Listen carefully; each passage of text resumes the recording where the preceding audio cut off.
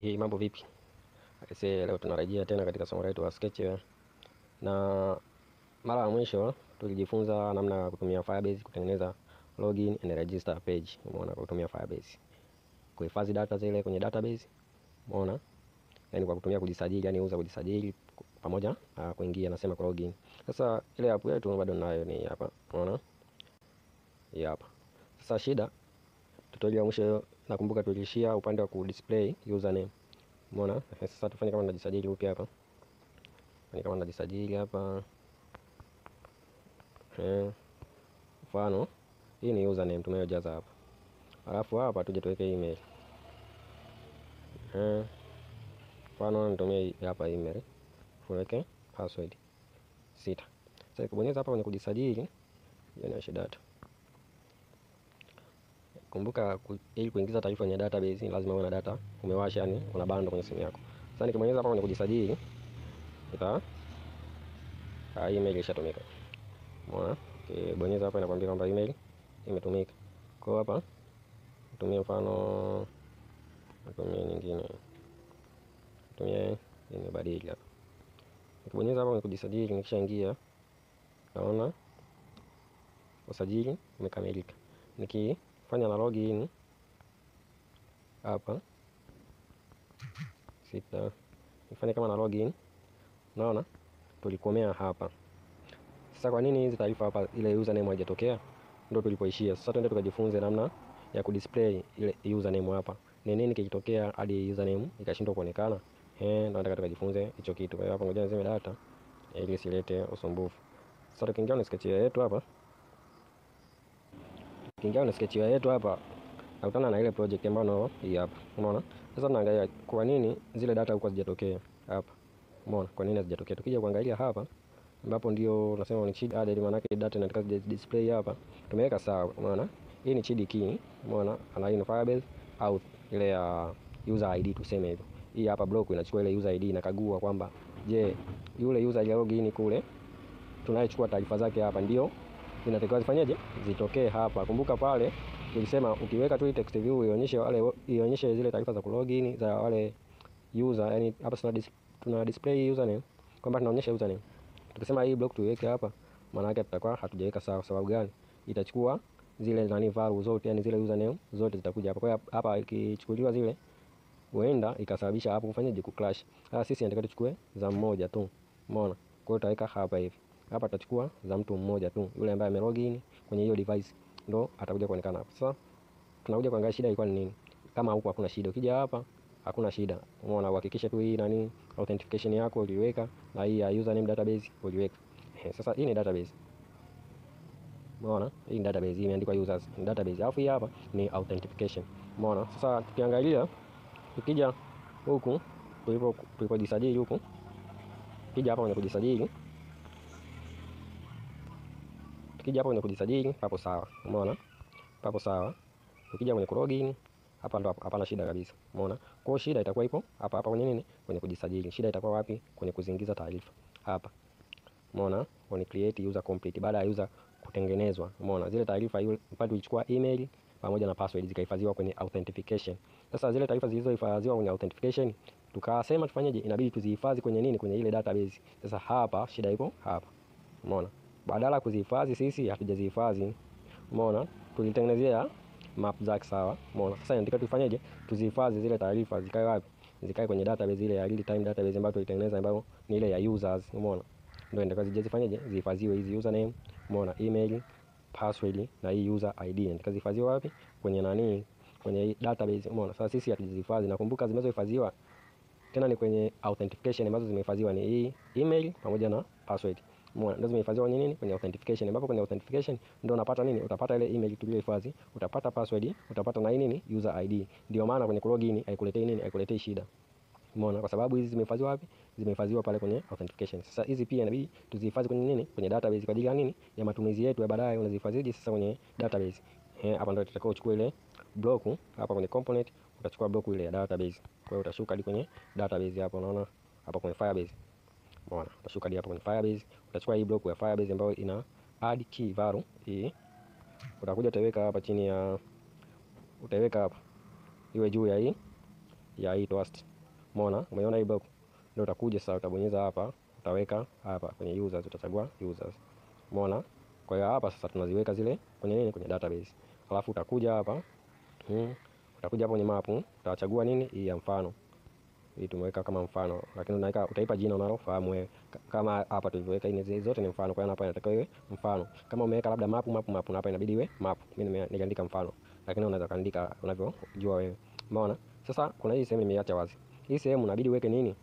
Maana yake user anafanyaje? Anajisajili. Kinachotakiwa kihifadhiwe ni hizi taarifa za user. Inatakiwa hizi taarifa za user, kwa kuwa user tayari ashatengeneza authentication yake, yani aishapata user ID. Umeona? Kwa sisi inabidi tuhifadhi hizi taarifa kwa user nini? Kwa user ID. Maana yake hizi taarifa zikae kwa user husika kwa kutumia ID yake. Maana yake sisi hapa itatakiwa tu define ile ID yake. Kwa hiyo hapa tutacopy block ya Firebase, hii Firebase get UID UID hii tutacopy. Umeona hapa nimeweka hapa kwenye hii duplicate, maana yake tunaitoa mara mbili, tutakuja tutaweka hapa.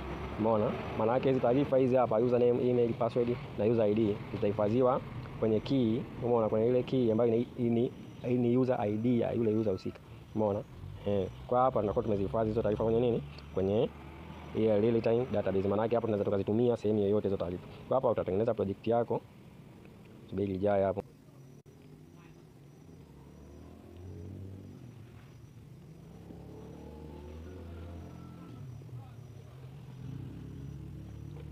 Kumbuka kila unapofanya change yoyote kwenye project yako hakikisha una save.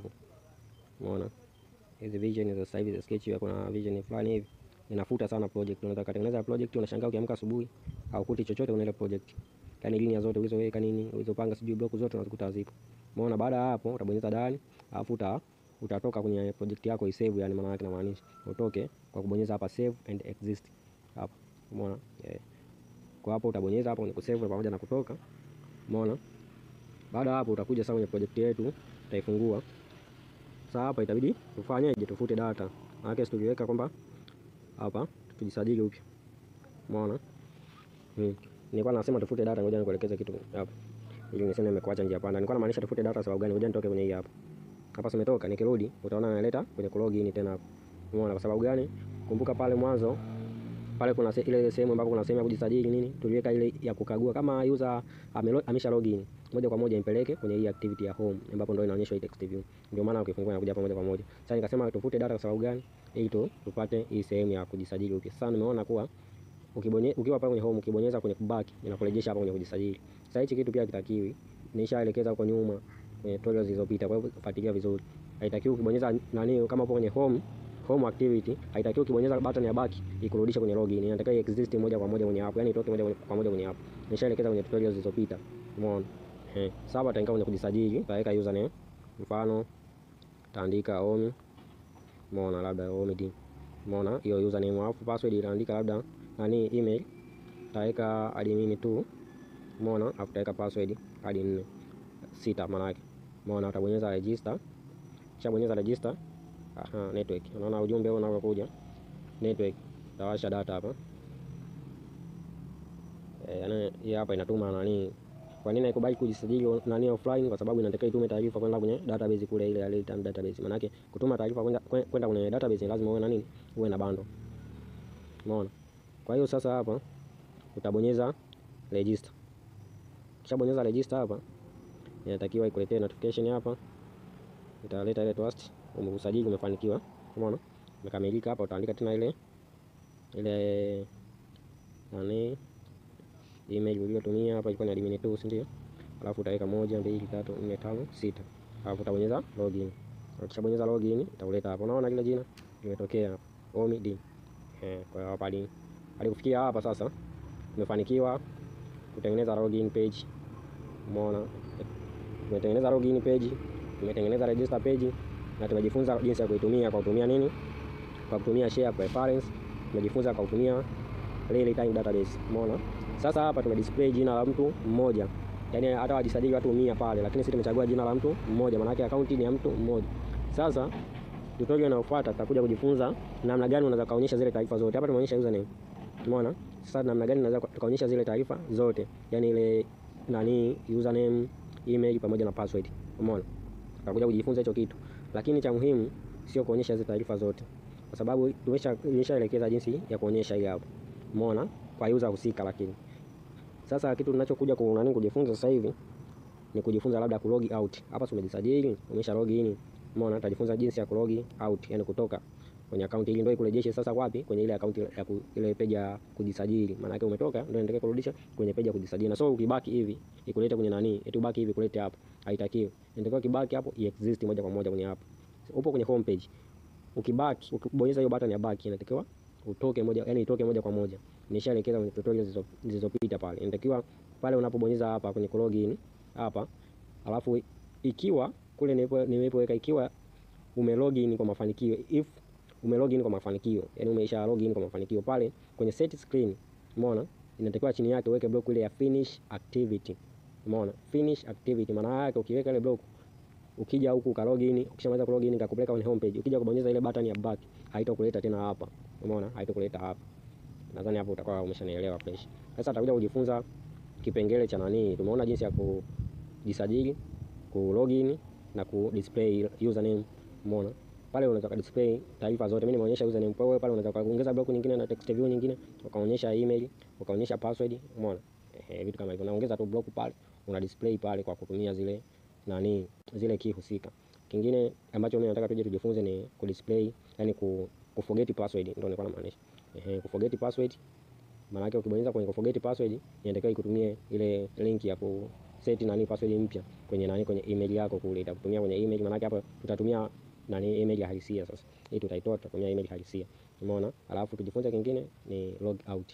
Umeona, kwa hiyo ku forget password na log out. Tukishamaliza hicho kipengele sasa ndio tutakuja kwenye kujifunza admin panel. Kwenye admin panel tu display user wote, umeona, waliojisajili. Baada ya ku display user wote, wale user wote tujifunze sasa, au kabla ya nani ya admin tujifunze unawezaje wewe kudelete account yako. Tutajifunza hivyo vitu kwanza, forget password, log out na jinsi ya kudelete account yako. Baada hapo ndo tutakuja kwenye nani, kwenye hicho kipengele cha admin baada ya tutorial ya nani ya forget password. Asanteni sana.